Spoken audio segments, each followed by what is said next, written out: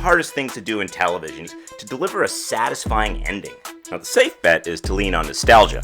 I feel like all my kids grew up and then they married each other. But some shows aim higher and attempt some unexpected creative twist or risk to really leave a mark. Problem is that sometimes with great risk comes a finale that leaves fans feeling angry, betrayed, and even just completely baffled. And that, kids, is How I Met Your Mother. Here's the top 5 frustrating and baffling TV finales of the 1990s. Though number 1 might be so baffling that it might actually be brilliant. At number 5, it's the series finale of the original run of Roseanne. Roseanne spent its entire final season basically going off the rails. From the absurd winning the lottery storyline to the ridiculous retro TV dream sequences, it pretty much jumped a shark almost every week. But the true insult came in the season finale when they decided to kill off the last good thing that the show had going for it, Dan. At the end of the previous season, Dan had suffered a heart attack that we were led to believe he survived. But in the series finale, Roseanne reveals that all of the ridiculous plot lines in this final season were actually part of a book she had been writing to deal with the fact that Dan had actually died. When you're a blue-collar woman and your husband dies, it takes away your whole sense of security. So I began writing about going to spas and swanky New York parties, just like the people on TV, where nobody has any real problems and everything's solved within 30 minutes. But what it really did was just make a bad final season even worse. Fortunately, they retconned this when they revived Roseanne in 2018. Dan! I thought you were dead! Why does everybody else think I'm dead? At number 4, it's Quantum Leap. Quantum Leap was one of, if not the greatest time travel show of all time. The humor, the adventure, I honestly don't think I missed an episode. Oh boy. Oh boy. But the very last episode is one I kinda wish I had. In the last episode, Sam leaps into a bar and quickly realizes that this is no ordinary leap. The bartender is eerily omniscient and knows all about Sam and his leaping. Why did you create Project Quantum Leap, Sam? And for the first time ever, the reflection Sam sees in the mirror is himself. Oh boy. Now as a setup, this is all actually pretty intriguing. The problem comes at the end of the episode. Essentially, the bartender tells Sam that he's been in control of his leaping all along, and once he accepts this, he leaps himself to 1969 to right a wrong for Al by stopping his one true love, who thinks he died in Vietnam, from moving on. Al's alive. This is actually pretty lovely and works out well for Al, but what isn't lovely is what happened next. Sam leaps, the screen goes to black, we have a couple of titles, and the very last title says Dr. Sam Beckett, and yes, they misspelled his last name with 1 T instead of 2, never returned home. Are you kidding me? No way. No way will I buy that. I mean, literally the opening of every single episode was hoping that his next leap would be the leap home, and it really kind of just betrays the promise of the entire series. Is that ethical? It can't be ethical. No, it's television. Now, in all fairness, the producers didn't know they were getting canceled until the last minute, and so they had to use these lines to basically wrap things up, but this is not the way to wrap things up. All you have to write is, now in control of his leaps, Sam finally achieved his dream, righting wrongs and still making his next leap, his leap home. And number 3, it's Family Matters. Family Matters had been getting pretty bad for a while. Did I do that? But by the time we got to the final 9th season, those adventures just became kind of ridiculous. And the finale of the series made it very clear just how ridiculous it had gotten and how far they had strayed from planet Earth.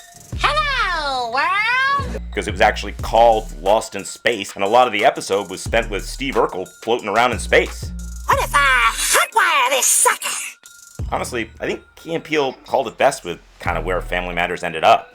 Now last week, Steve used his transformation machine to turn Carl into a car and drive him around the Monaco Grand Prix. Come on! Don't get too feisty on me now, Reg. This was supposed to be a blue-collar Cosby show. Now you turn it into Quantum Leap.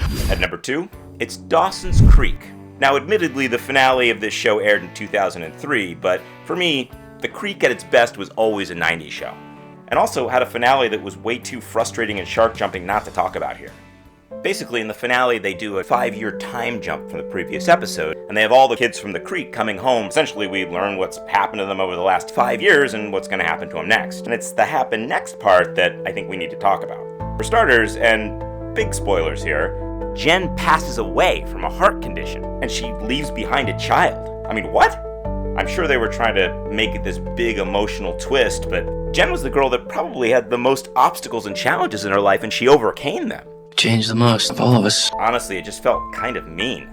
But that's nothing compared to the Dawson's Creek betrayal to end all betrayals. Are those tears? Are you crying? Joey ends up with Pacey?